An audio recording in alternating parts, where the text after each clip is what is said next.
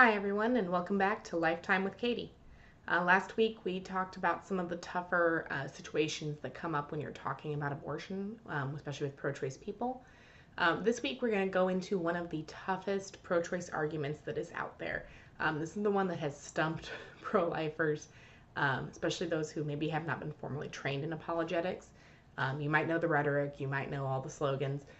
This is the one that defies all of them, and oftentimes this is where those conversations go bad. And so I want to address that one with y'all and revisit some of our guidelines for conversations and just make sure that you guys are prepared for this one when it comes up.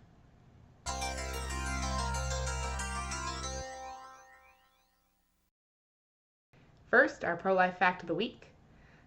Did you know that a preborn baby's heart begins beating 21 days after conception? That's about 3 weeks, which means that most women, by the time they find out they're pregnant, the baby's heart is already beating. Today we're going to talk about bodily autonomy, which is one of the toughest pro-choice arguments out there. Usually it goes something like this. The pro-choice person will admit that the baby is human. And if you remember, we talked about this in the last video, actually in our first video, that if you remember that the preborn baby is human, all those other justifications for abortion go away. This is a human being, this is a living person. But the answer to that from the pro-choice side has been bodily autonomy, which is the idea that yes, the preborn baby is human, but that baby does not have a right to the mother's body, just as a rapist does not have the right to a woman's body. And at first glance, I've seen many people, at first glance, they're like, I don't know how to answer this. Like, this shatters my worldview. Hold on. Breathe. This is not the end of the pro-life movement. This is not the end of pro-life, arguments and defending the preborn. And we also don't want to ignore it completely. You don't want to just be like, well, you're being difficult, so I'm not going to talk to you, because that's not going to help anything either. And I'm seeing this argument become more and more common. I'm seeing more and more people embrace this argument. What I appreciate about it is that it usually admits that the preborn baby is human, or at the very least will admit it for the sake of argument. That does make things a little bit easier, because then now we're on common ground. We have the common ground that the preborn baby is human, and now we're talking about how do we treat that human being, which is where we want to be. So don't be scared of this argument. It's a lot of people think, oh, well, once they understand the preborn baby is human, then the argument's over, they're pro-life. Great. Not necessarily, but you have made progress. So if you're getting to this point in your argument, don't freak out. You are making progress. You are covering ground. You're getting closer to your goal of, bringing this person to the pro-life side. So when we encounter this argument, it usually comes up like, well, I think that I believe in women's bodily autonomy, and I don't think that a fetus has a right to use their mother's body, just like nobody has a right to any of my organs. Nobody can force me to donate an organ. And it kind of goes something like along those lines. You might even hear the violinist argument. This one's not as common, but somebody who's maybe really read into pro-life, pro-choice philosophy and apologetics, they may have encountered this and they may use this one. And it's a thought experiment about, you wake up and you're in a hospital, you're attached via tubes to this guy, and they come and tell you, hey, this is this famous violinist, he was about to die, so we kidnapped you and we hooked you up to him, and as long as you're hooked up to him, he's fine, and actually you just need to be hooked up for 9 months, and then you can go and you'll both be fine, but if you unhook now, he will die. There's a few problems with this argument. First of all, the analogy to pregnancy is not super close, because you are not bedridden during pregnancy unless there's a severe complication. You are not,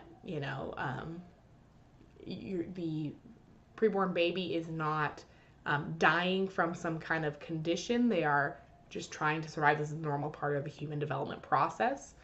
In most situations, you are not being kidnapped and, pushed into pregnancy in that way. However, rather than just picking apart the analogy, I want to instead substitute another thought experiment, which I think is a little more Has some better accuracy with pregnancy, or at the very least where it doesn't match up with pregnancy. It's not, I don't think it's a detriment to the thought experiment. Um, and I think this gets into more of the idea where people are thinking, well, nobody has a right to my body. Nobody, I have a right to self-defense. I think it gets into more of this idea of self-defense, which is where a lot of pro-choice people go with the bodily autonomy argument. So my thought experiment, it's combined from a couple of different ones I've heard from different people. I kind of tweaked it a little bit, but it kind of fits in for me. It makes a lot of sense because I'm also, a pro Second Amendment kind of person. I'm very much pro self-defense. I very much think that it's important for people to be able to defend themselves. So that was one of the things where when people started bringing that to me as an argument, it made me pause. Because I am very pro self-defense. I don't want to detract from that. I don't want to say people shouldn't defend themselves. But I don't believe that this is a self-defense situation. I don't believe pregnancy is a situation where you need to defend yourself against this invading fetus. Because it sounds a little silly when you say it that way.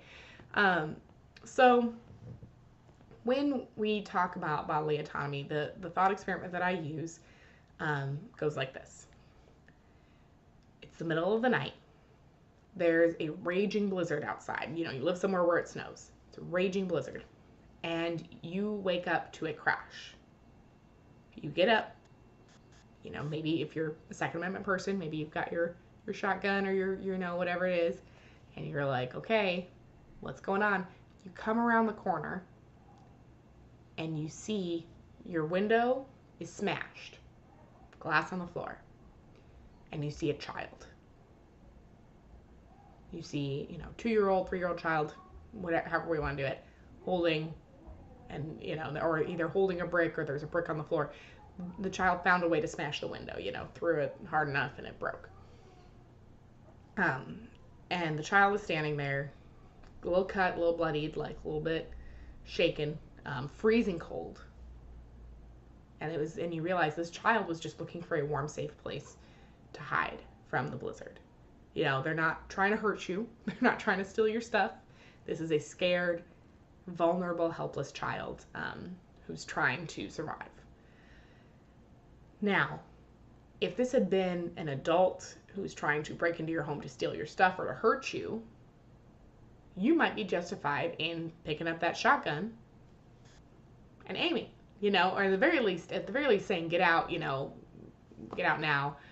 Calling the police, all this kind of stuff, that, you'd be justified in that under those kinds of circumstances. But under the circumstance of a small, helpless child who's just looking for shelter and protection, would you be justified in shooting them?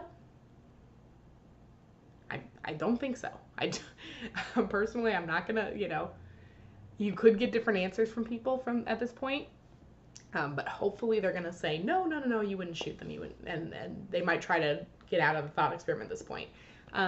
But, if you can get them to stay with you, you can then go into, okay, maybe you wouldn't shoot them, but would it be okay to put them outside in the cold? Open your door, shut them out, close the door, lock the door, cover up the window, leave them out in the blizzard to die. Would that be okay? Because what some people will say is that, well, an abortion isn't like shooting somebody. Most of the time you're just disconnecting them. And even if that were true, which it's not entirely, but even if that were true, that would be similar to putting that child out in the blizzard. They're going to die. Okay, this is a small, helpless child who was just looking to survive. And you're going to shove them out in the blizzard. Just shove them out there. Goodbye. Would you be justified in that? No. I'm going to say no. And it's a blizzard. The reason why it's a blizzard, first of all, because we need to understand that the outside environment is hostile to this child. Okay? Second, we need to understand that how the child gets there is less important than what do we do from this point forward. The child is now in your house. They're cold. They're hungry. They're maybe injured. What do you do at this point? How do you solve this situation? And understanding that anything other than sheltering this child until the blizzard ends is going to kill the child. That's the other important point. This child is otherwise going to live as long as you don't kick them out of your house or kill them.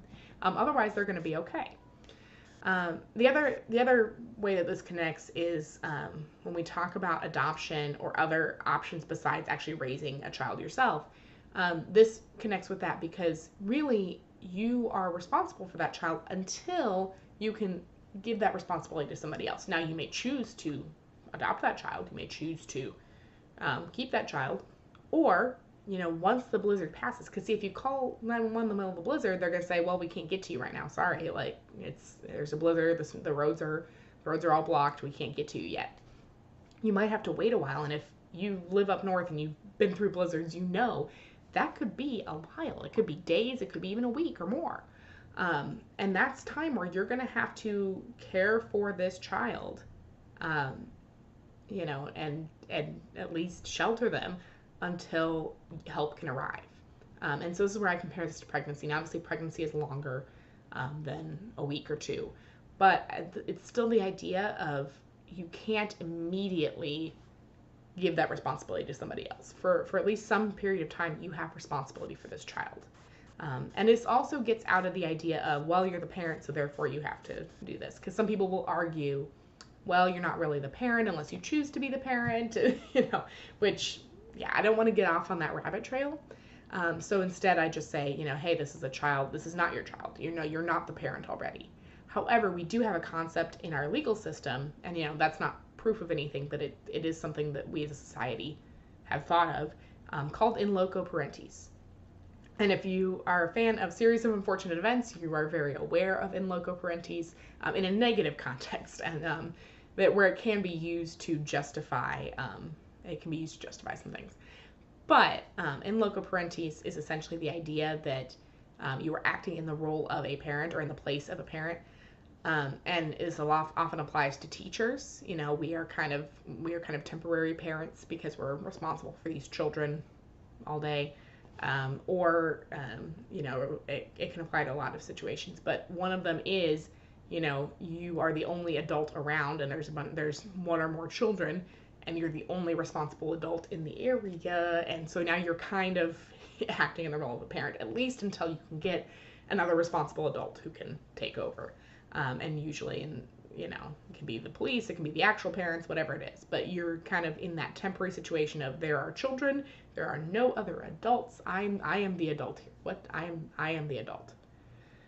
So that's kind of where that concept comes in. So if you're in your house and this child breaks in and there's no other adult and there's no way to get help, you are at least temporarily responsible for this child. So that's my thought experiment.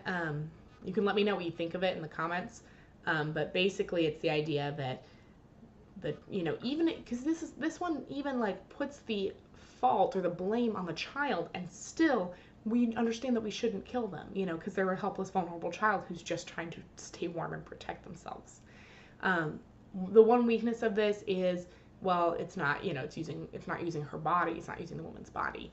Well, yes, but we do have a concept of if somebody breaks into your house, if somebody violates your property, that we have a right to respond. We have a right to defend ourselves, defend our property. So that's where I try to connect that. Again, there's no perfect thought experiment, but ultimately it comes down to the idea of, is it okay to kill a helpless child because you don't want to take care of them? Or for any other reason, is it okay to kill a helpless child, no matter what the situation is? Whether you should be responsible for this child or not, you are right now. What do you do? So that's where I kind of come with that. There's other ones like the sovereign zone argument, or the I can do whatever I want while they're in my body. And you can respond to these by talking about, well, would it be okay to use drugs while you're pregnant because it's your body, even if that means the child's gonna be disabled or and otherwise harmed. And you can get into some of those, but this bodily autonomy argument is really the kind of becoming the core of pro-choice apologetics and pro-choice arguments, and so I really wanted to make sure I addressed that. Um, I think that's it for today. Thank you guys for tuning in to Lifetime with Katie. Next week we will talk about pro-life social media. So make sure that you hit like, hit subscribe. Don't miss any future videos. Also, check out Unplanned, which is in theaters right now. It came into theaters last weekend. You can see my review of it on my channel if you haven't watched that already. But we're past opening weekend now by the time you're seeing this video anyway. But please, go and see Unplanned in theaters. It's amazing. It's very true to life. It very much gives you what abortion really is. But thank you, and see you next week.